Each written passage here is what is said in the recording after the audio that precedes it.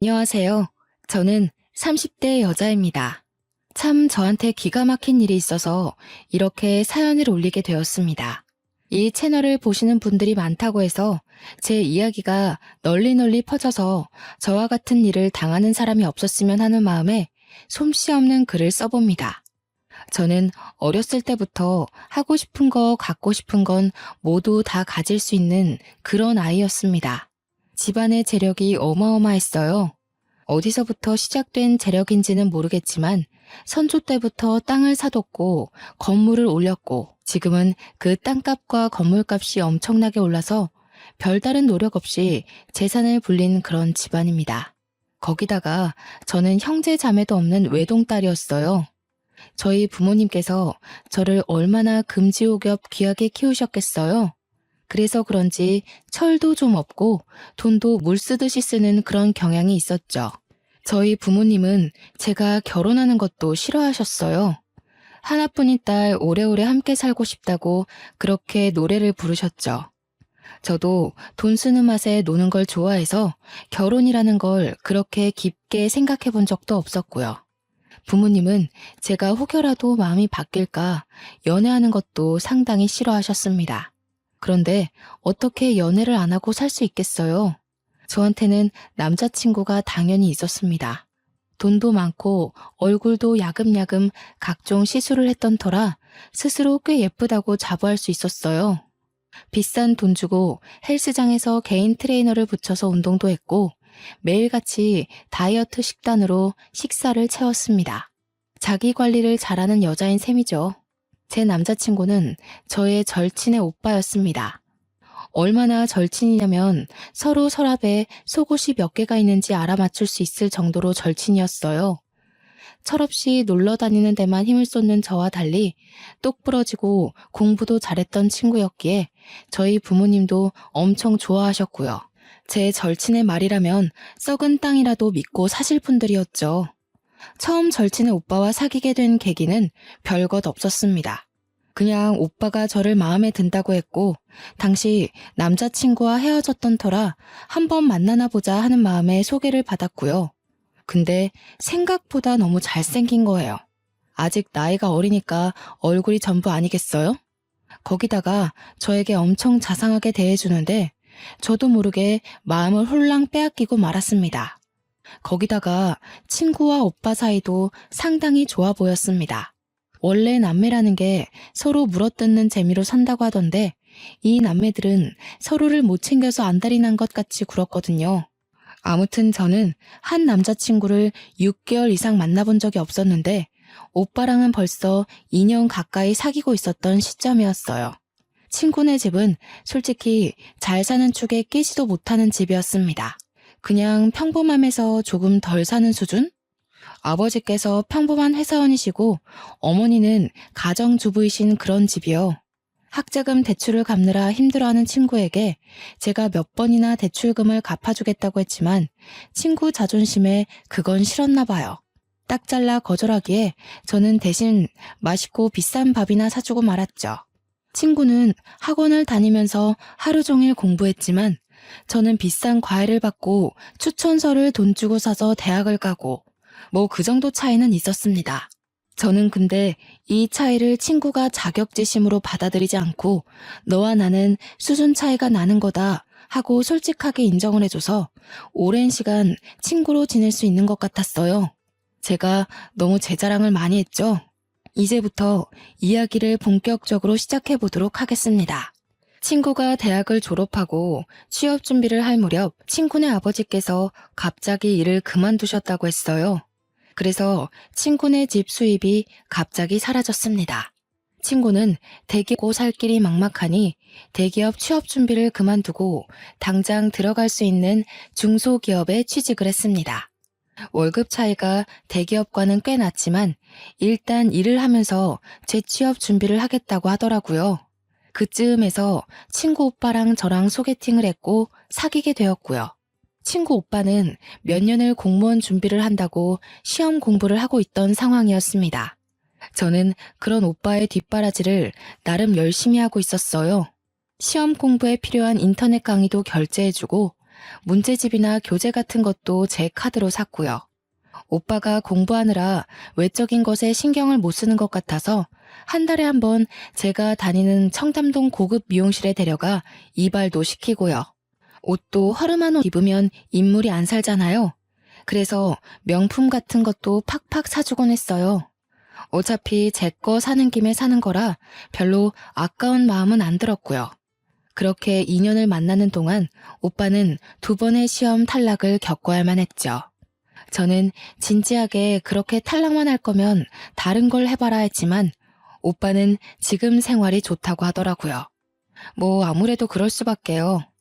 친구가 벌어오는 돈으로 내 식구가 먹고 살면서 다른 필요한 것들은 제가 오빠를 위해 돈을 쓰고 있었으니까요. 데이트 비용도 단 한 번도 오빠에게 내라고 한 적도 없었습니다. 근데 저는 이 관계가 나쁘지 않았어요. 저를 위한 마음이 가득한 오빠를 보면 사랑을 듬뿍 받는 기분이 들었거든요.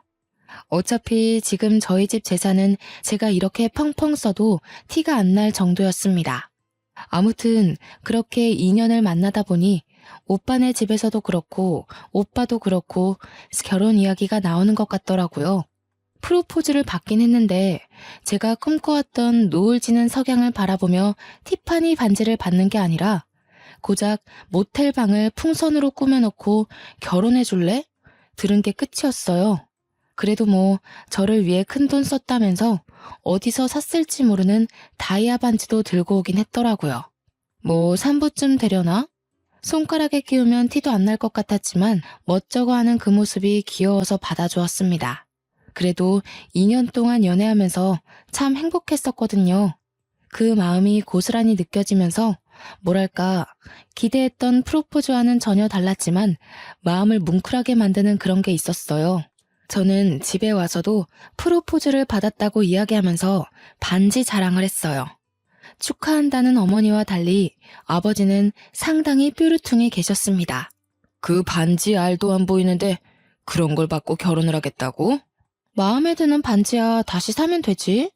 보니까 집안 수준 차이도 좀 나는 것 같고 딱히 직장도 없다던데 어떻게 살려고 그래? 어차피 아빠가 준 건물도 있고 지금 나 돈 쓰는 거에 문제 하나도 없잖아요. 나 결혼하면 설마 카드 뺏어가려고 그래요? 아니 그런 건 아니지만 그래도 좀 있는 집 아들이랑 결혼해야 나중에도 잘 먹고 잘 살고 하지 않겠냐 이거지. 저는 제가 결혼 이야기를 꺼내자마자 괜히 심통을 부리는 아버지가 너무 좋았어요. 엄청나게 서운하다고 나중에 저를 붙잡고 이야기하셨지만 결혼이라는 것에 한번 빠지기 시작하니까 불도저가 되어버리더라고요. 그래서 저는 더 이상 반대는 하지 말아달라고 이야기하고 결혼 준비에 돌입했죠. 제가 다른 건 몰라도 우리 주위 울리진 않겠습니다. 무슨 일이 있어도 사랑해주고 아껴주겠습니다. 허락해주셔서 감사합니다. 오빠는 저희 집에 와서 몇 번이고 인사를 드렸고 그때마다 아버지의 마음도 누그러지는 것 같았습니다. 하지만 그러면서도 꽤나 서운하신 마음을 드러내고 싶으셨는지 오빠를 향해서 한마디 하시더라고요. 내가 다른 건 다 양보해도 올해 안에 결혼하는 건 양보 못해. 내년 5월에 하도록 해. 내년 5월까지는 1년 정도 남은 상황이었습니다. 오빠는 올해 안에 꼭 하고 싶다고 했지만 저도 사실 긴박하게 준비하고 싶지는 않았기 때문에 아버지 말에 찬성을 했죠. 그러면서도 아버지는 저에게 언제라도 그만두고 싶으면 쿨하게 그만두라면서 이야기해 주셨어요. 결혼은 하겠다고 마음먹고 준비를 시작하면 파혼하고 싶을 때 용기가 안 생기는 법이라고 하시면서요. 언제든 부당한 대우를 받으면 참지 말라고 제 편을 들어주시더라고요. 그게 너무 감사했습니다. 그렇게 차근차근 결혼 준비를 시작했습니다. 저희 집에도 오빠가 인사를 왔으니 저도 인사를 드리러 갔습니다. 최대한 단정하게 보이는 명품 투피스를 입고 머리도 미용실에 들러서 드라이까지 하고 갔죠. 친구네 집은 처음 가보는 거라 솔직히 좀 기대가 되기도 했습니다. 그런데 제 예상보다 더 가정 환경이 좋지 않더라고요.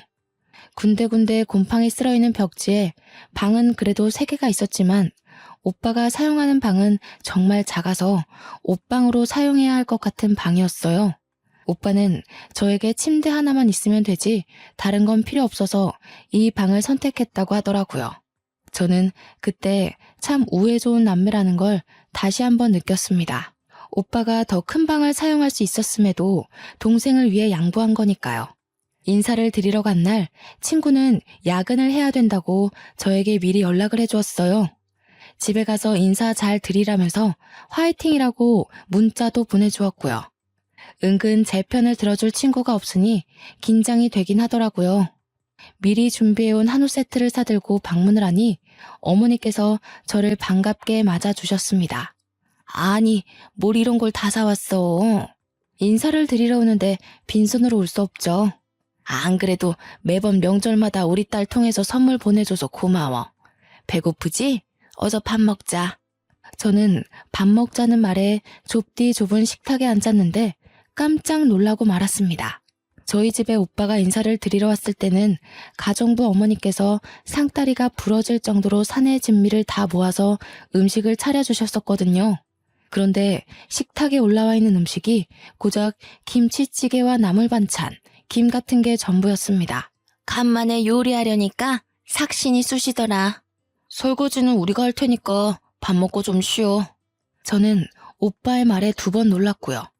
아무리 그래도 집에 결혼을 위해 인사를 드리러 온 손님인데 설거지라뇨. 저는 집에서도 설거지를 해본 적이 없습니다. 입주 가정부 아주머니께서 야식까지 꼬박꼬박 챙겨주시니까요. 거기다가 일도 하지 않으시는 가정주부인데 김치찌개 끓이시고는 삭신이 쑤신다고 하시는 게 좀 이해가 가지 않았습니다. 근데 그렇다고 제가 이 자리를 박차고 나갈 수 있는 건 아니었으니까 조용히 밥을 먹었습니다. 그릇에 이도 나가고 생각보다 더 어려운 형편인가 싶어서 걱정이 되긴 했습니다만 티는 내지 않았어요. 식사를 마친 뒤 정말로 설거지를 하러 가는 오빠를 보면서 나도 도와야 하나 우물쭈물하고 있는데 아버님이 저에게 앉아서 쉬라고 하시더라고요. 저는 냉큼 거실 소파에 앉았습니다.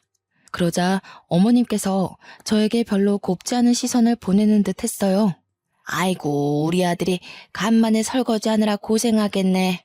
저에게 설거지를 하라는 의미인가 싶었지만 아버님께서 기침을 하자 어머님의 볼멘 소리가 줄어들었습니다. 갑자기 뭔가 생각난 듯 낡은 냉장고에서 과일을 꺼내오시더라고요.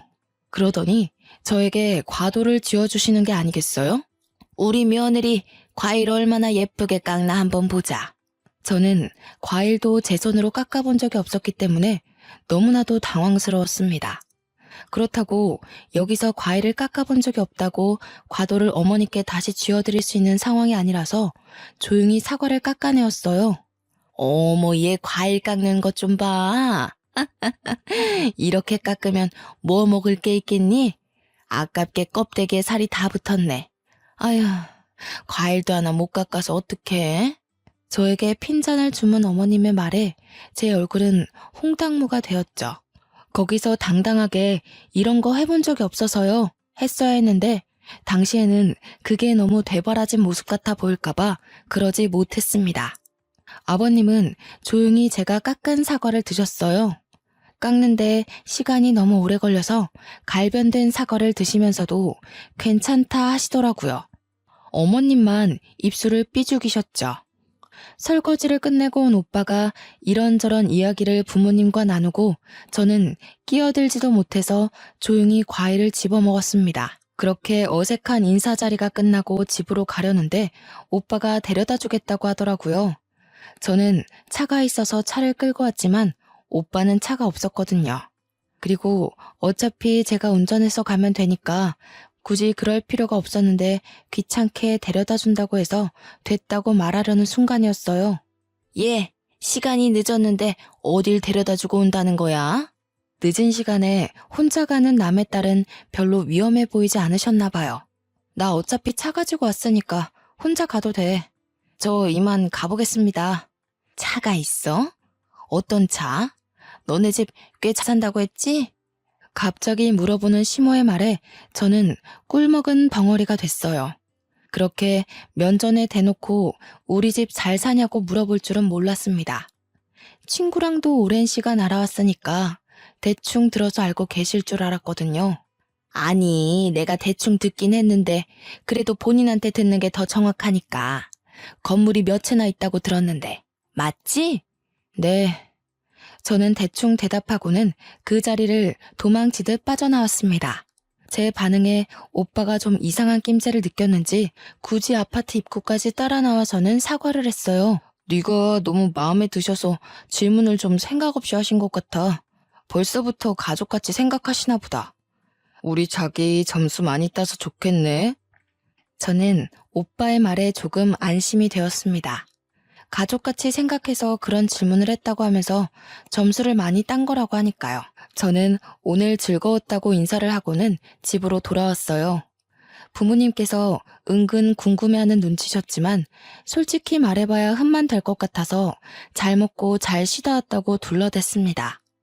이제 별 문제 없이 결혼 준비만 하면 되겠지 했던 제 생각은 아주 산산조각이 났습니다. 자꾸 시어머니 되실 분이 저에게 돈 가지고 훈수를 두기 시작한 거였어요. 예, 네가 이제 내 며느리가 될 거니까 솔직하게 한마디 해도 되겠니? 무슨 문제 있으세요? 아니, 너 지난번에 집에 올 때 입었던 옷, 그거 땡땡 명품 브랜드 옷 맞지? 그렇게 자꾸 사치 부리다가는 버는 족족 옷 사고 가방 사는데 다 나가지 않겠니? 우리 아들이 이제 공무원 되면 공무원 월급으로는 상상도 못할 건물들이잖아. 저는 제 카드를 사용해서 사는 물건들인데 저한테 왜 그런 말을 하는지 이해하지 못했습니다. 어차피 결혼해서도 물려받은 제 건물들에서 나오는 월세로 사고 싶은 거 사고 놀러 가고 싶으면 놀러 가고 그렇게 살 건데 말이죠. 나는 그런 가방이 하나도 없는데 며느리만 그렇게 좋은 거 들고 다니면 내 친구들이 뭐라고 하겠어. 며느리한테 대접도 하나 못 받는다. 그렇게 생각할 거 아니야?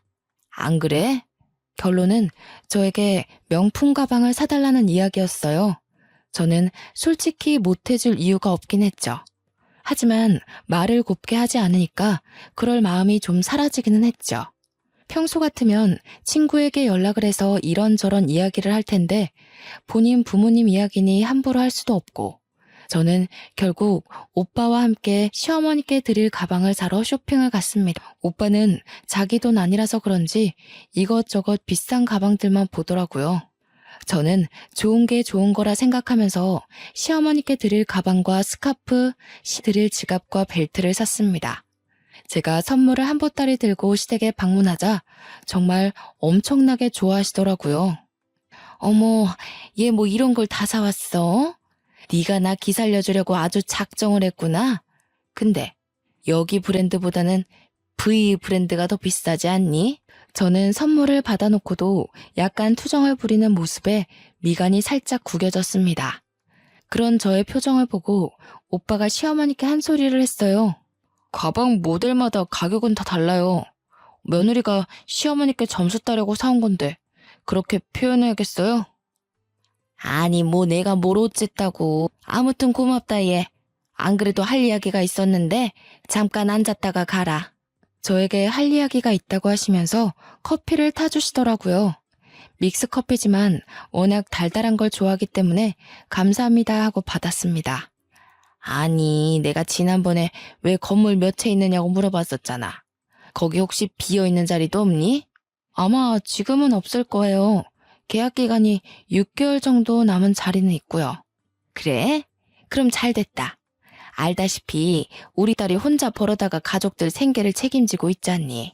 하루 이틀 미안해야지 원. 그래서 말인데 나랑 바깥 양반이랑 가게라도 한번 해볼까 하는데 며느리 좋다는 게 뭐야. 자리 하나만 내줘. 건물에 임대를 달라는 말씀이시죠?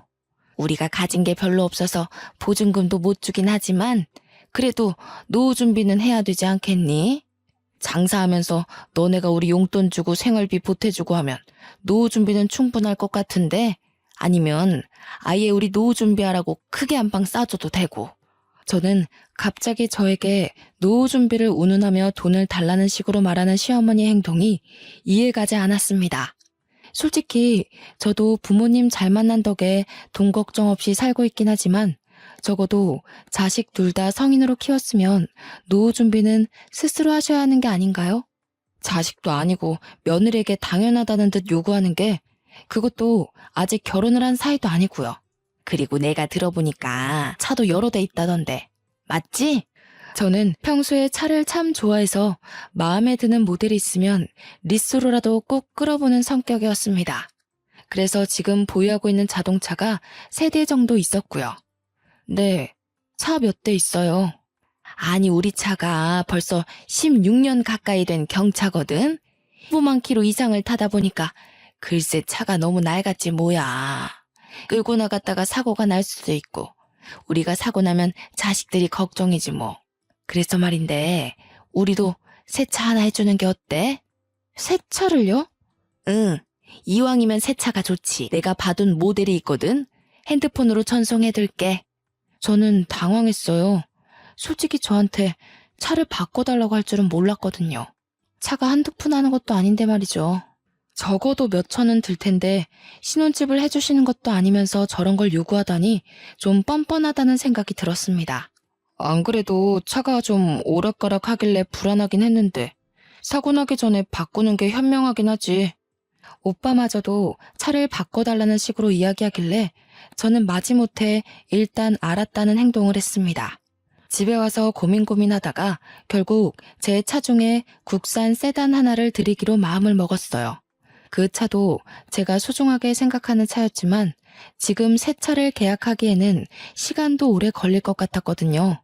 명의는 바꾸지 않고 보험만 모든 사람이 운전할 수 있도록 바꾼 뒤 차를 가져다 드리니 시어머니께서 상당히 당황해 하시더라고요. 예, 지금 이 차 우리 타라고 준 거니? 네, 국산차 모델 중에서는 고가 세단이고 배기량도 좋고 관리하시기도 어렵진 않을 거예요. 보험도 제가 받고 나서 바로 타시면 돼요. 시어머니는 알겠다고 하시고는 집으로 획 들어가 버리셨어요. 아무리 그래도 차 한 잔 먹고 가라는 소리도 없이 그러셔서 조금 서운했습니다. 일단 차도 해드렸겠다. 이제 혼수만 제대로 준비하면 되려나 싶었습니다. 근데 문제는 거기서 끝나지 않았습니다. 신혼집을 제대로 정하지 못한 거예요. 저는 오빠에게 넌지시 신혼집에 대해서 물어보았습니다. 우리 집은 어디로 해주신대? 그게 무슨 소리야? 집으로 해주셔? 혼수는 내가 다 해갈 거고 차도 드렸잖아. 원하시는 명품들도 싹 선물로 드렸으니까 집은 해주셔야지. 우리 부모님이 그러시던데? 와, 진짜 있는 사람들이 더하다고 하더니 너무한 거 아니야? 우리 부모님 집 봤지? 노후 준비도 제대로 못 하신 거. 그러는 와중에 집까지 해달라는 건 좀 너무하지 않아? 그러면 집까지 나보고 하라는 이야기야? 지금 너도 돈 가지고 유세 떠는 거야? 솔직히 나는 우리 사이에 돈 문제로 이렇게 싸움이 난 적 없어서 이 상황이 너무 지치네. 당연히 집은 너희 집에서 해주는 줄 알았어. 그러면서 어깨를 축 늘리는 오빠의 모습에 저는 미안한 마음이 조금 들었어요. 오빠의 말 맞다나 제가 훨씬 잘 살고 있으니 사랑만 있다면 누가 집을 해오는 게 문제가 될까요? 어차피 명의도 제 명의로 두면 되는 것인데 제가 너무 스트레스를 받아서 오빠에게 인색하게 군 것 같았습니다. 저는 알겠다고 하고 부모님께 이 이야기를 전했어요. 그러자 아버지께서 상당히 불편해하셨습니다. 아무리 집에 돈이 없어도 그렇지.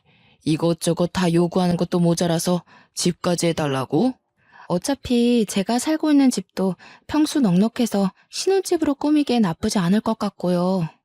기운 집안에 시집 보내는 것도 속이 터지겠는데 참, 그래도 네가 그렇게 좋다고 하니 내가 어찌 반대를 하겠니?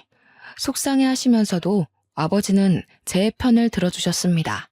저는 그래서 일단 침대나 가구를 바꾸기로 결정하고 오빠와 함께 혼수를 보러 다녔어요. 결혼식까지는 6개월 정도 남아있는 상태였기 때문에 일단 신혼집부터 새로 꾸미기로 결정했지요.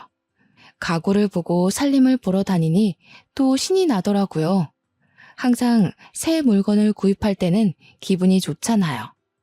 세탁기도 바꾸고 냉장고도 좀 더 큰 걸로 바꾸기로 결정하고는 혼수를 보고 있는데 시어머니께서 찾아오셨습니다. 예, 가전이나 혼수 볼 때는 어른들이랑 함께 다니는 거야. 저는 신이 나서 백화점 가전 매장을 쭉 훑었습니다. 냉장고랑 김치 냉장고를 한창 보고 있는데 시어머니께서 냉장고를 막 어루만지면서 저에게 말씀하시더라고요. 이 냉장고 엄청 좋아 보이지? 네. 근데 너무 커서 신혼 살림에는 어울리지 않을 것 같아요. 누가 신혼집 말하니? 우리 집 말이야. 냉장고 바꾸시려고요? 여러 개 사면 좀 싸게 안 해주겠니? 너 신혼 가구 바꾸는 김에 우리 집 냉장고도 좀 바꿔주렴. 저는 거기서 우뚝 멈춰서서 오빠를 바라보았습니다. 그러자 오빠 입에서 나온 말이 가관이었어요. 차도 있던 거 줬으니까 돈 아꼈잖아. 냉장고 하나 바꿔드려도 괜찮을 것 같지 않아? 차값 생각하면 훨씬 싸게 먹히는 장사 같은데. 그래. 너 외제차도 2대나 있다면서 굳이 우리한테 국산차 준 거 아니니? 굳었으니까 그걸로 냉장고나 한 대 사줘라. 이 김치 냉장고랑 세트인가 본데? 저는 냉장고에 흠뻑 빠진 시어머니를 두고 오빠를 잡아채서 구석진 곳으로 갔습니다. 해도 너무하지 않아? 냉장고까지 사달라고 하는 건. 그리고 외제차 이야기는 왜 나오는 거야? 그거 유지할 수 있는 돈은 있고? 그 정도는 네가 좀 챙겨줄 수 있는 거잖아. 결혼도 코앞인데 그 공무원 시험 때려치고 취직할 생각이나 해. 저는 오빠에게 딱 잘라 이야기했고 더 이상 오빠는 냉장고를 사주라는 이야기를 하지 않았습니다. 저는 진짜 하다 이런 것까지 요구하는 시댁에 점점 질려가고 있었어요. 그날 이후 연락이 뜸했던 오빠는 갑자기 저에게 돈을 좀 빌려줄 수 있느냐고 물었습니다. 생활비가 모자라다는 이유였어요. 친구가 이번 달에 돈 나갈 일이 많아서 생활비를 적게 가져다 주었다는 것이었죠. 저는 제 친구가 진심으로 불쌍하게 느껴졌습니다. 그렇게 고생해서 돈을 벌어 집에서 한량처럼 놀고 있는 식구들에게 갖다 바쳐야 한다는 사실이요. 저는 오빠에게 제 카드를 한 장 주었습니다. 한도가 얼마였는지 기억도 안 나는 카드이지만 당장 생활비가 모자라다고 울먹이는데 어떻게 모른 척할 수 있겠어요? 그랬더니 글쎄 카드를 긁어도 너무 긁는 게 아니겠어요? 무슨 백화점에 뭘 샀고 하루 종일 카드 알림 문자가 도착했습니다. 저는 그 내역에서 또 한 번 깊은 빡침을 느꼈죠. 어머님께서 가지고 싶다던 냉장고를 결제한 내역이 떡하니 있는 게 아니겠어요? 오빠, 지금 내 카드로 냉장고를 산 거야? 지금 내 카드 내역 일일이 확인한 거야? 그게 왜 오빠 카드야, 내 카드지. 문자 알림 오는 거 몰라서 그래? 생활비가 모자라다더니 웬 냉장고를 긁어? 우리 집 냉장고가 많이 낡아서 고장이 났어. 급하게 사느라 어쩔 수 없이 네 카드 좀 썼어. 미안해. 그래도 카드 한도 자체가 제가 감당할 수 있는 정도라서 일단 넘어가줬습니다. 그런데 제가 진짜 제일 열받는 일은 그 다음에 벌어졌어요. 결혼식을 3개월 앞둔 시점 청첩장이 나왔고 저는 청첩장을 돌리러 다니기 시작했습니다.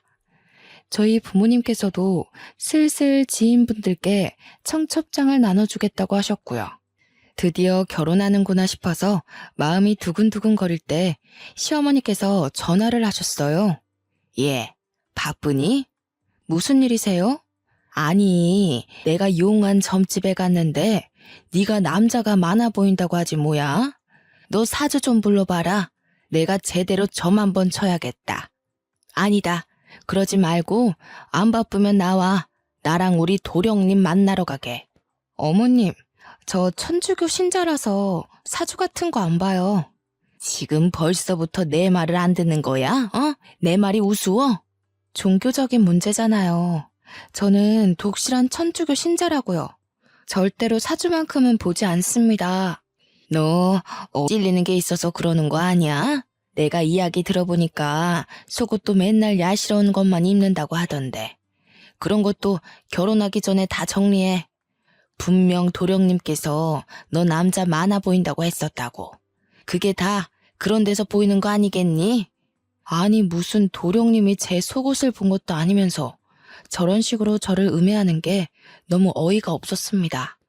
가뜩이나 냉장고 사건 이후에 시어머니와 연락을 자제하고 있었는데 저한테 남자가 많아 보이네 어쩌네 하면서 예의 없게 행동하시니까 더 싫더라고요.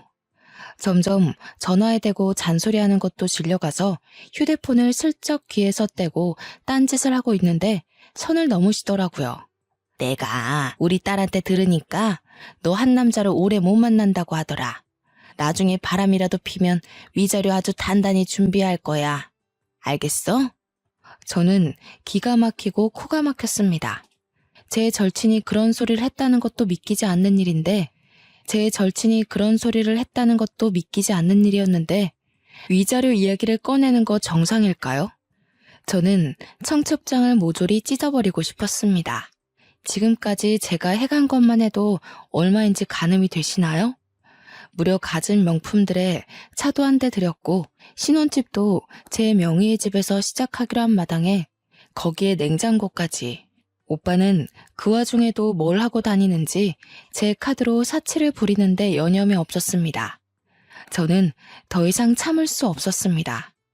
일단 시작이 절친의 말에서 비롯된 거라고 하시니 저는 제 친구에게 전화를 걸었습니다. 껏 지친 목소리로 저의 전화를 받더라고요. 너 도대체 집에다가 무슨 소리를 하고 다닌 거야? 내가 무슨 소리를 어떻게 하고 다녔다는 거야? 뭔데 다짜고짜.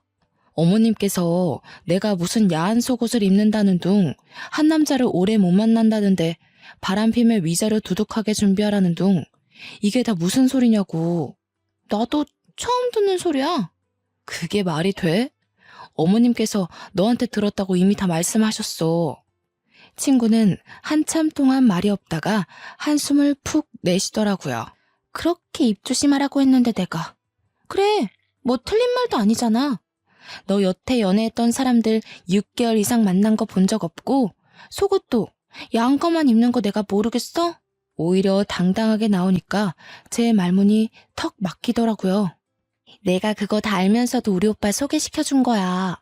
그러니까 나한테 잘해. 이제 나 너의 신우이인 거 잘 알지? 인터넷 카페 글만 봐도 신우이한테 밉보였다가 당하는 사람이 얼마나 많은데. 내가 왜 너한테 잘해야 되니? 사람 기분 나쁘게 만들지 마. 시집살이 제대로 당하고 싶어서 그래? 청첩장도 나온 마당에 이제여서 파혼이라도 하게? 파혼하면 너네 부모님 얼굴에 먹칠하는 거라는 거 몰라서 그래?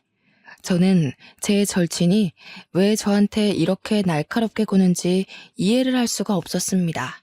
서로의 단짝이고 영혼까지 나눴다고 생각했던 친구였는데 저 이렇게 나를 세우니 서운해서 눈물이 나오더라고요. 유일하게 제가 믿고 의지했던 자격지심 없던 친구였으니까요. 내가 너한테 무슨 실수라도 했어? 갑자기 왜 이래? 솔직히 너무 서운하다. 뭐가 서운해? 나는 네가 우리 집에 시집 오면 우리 부모님 좀 챙길 줄 알았어. 내가 못 챙긴 게 도대체 뭔데? 부담 주지 말라고 해서 신혼집도 혼수도 다 내가 내 돈으로 했어. 너희 집 냉장고도 내 돈으로 바꾼 거고 차도 들였어. 그것뿐이야? 원하시는 명품들도 다 사다 바쳤는데 내가 뭘 안 챙겼다는 거야? 너 남는 건물 거기에 우리 부모님 가게는 왜 쏙 빼먹어? 우리 부모님 6개월 남은 그 자리에 가게 들어간다고 얼마나 좋아하셨었는데. 거기 연장 계약했다며? 거기는 이미 오랜 시간 있던 자리라서 어쩔 수 없이 연장한 거지. 그리고 내 건물 내가 알아서 사용하겠다는데 왜 네가 나한테 화를 내? 내가 좀 알아봤어. 너 가진 건물들 중에 강남에 A타워 있지? A타워는 제가 가진 건물 중에 가장 비싼 건물이었어요. 한 달에 들어오는 월세만 해도 어마어마했습니다. 그 건물 월세가 워낙 비싸기도 하고 장사가 조금만 안 돼도 빛나기 딱 좋은 곳이라 웬만한 체인점 아니고서야 입주할 엄두를 못 내는 곳이었습니다. 그런데 그 건물을 딱 이야기하지 않겠어요? 거기 1층 전체를 우리 부모님 가게 내드리는 게 좋을 것 같아. 우리는 월세만 2천인 자리였습니다. 지금 보증금도 한 푼도 안 내면서 월세 2천짜리 자리를 그냥 달라는 것이었습니다. 저는 처음으로 제 절친에 대한 부정적인 생각들이 머릿속을 헤집었습니다. 그동안 친하게 지냈던 게 다 이런 큰 그림을 위한 건 아니었을까? 나에게 오빠를 소개시켜준 의도가 다 내 재산을 노리고 한 짓은 아니었을까? 그렇게 생각하고 나니 저에 대한 자격지심이 없었던 것까지 한 방에 이해가 되더라고요. 어차피 천천히 그렇게 빼먹을 생각이었다면요. 그 자리는 월세만 2천인 자리야. 그러지 말고 경기도 외곽에 있는 상가 건물 1층이 비어있어. 위에 층을 집처럼 쓸 수 있고.